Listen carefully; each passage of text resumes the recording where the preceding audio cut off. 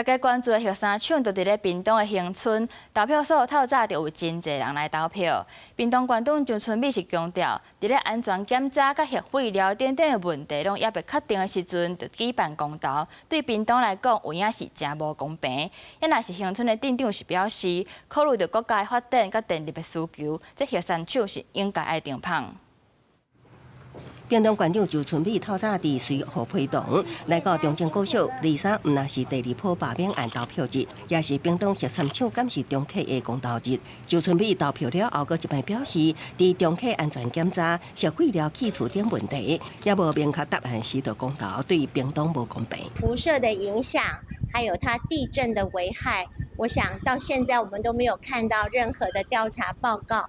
那在核三停议的短短3个月内，要来做这样的一个重大的决定，对屏东人来讲是非常的不公平。周春美呼吁，互运转40年的核三厂安全停转。也毋过来到核三厂所在的恒春镇镇长坦白表示，徛伫国家发展甲电力需求的角度支持中客。电力如果不足的话，绝对会影响国家的发展。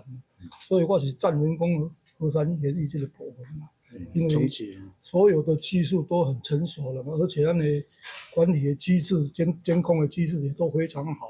电方领袖各有立场考量，民众也是离核三厂上近的南湾分校投票所8点左右，就陆续有人来投票。面对关系技术安全甲经济发展的议题，居民心中看待。核三有没有重启？其实我们在第七，我觉得是影响很大，生活上。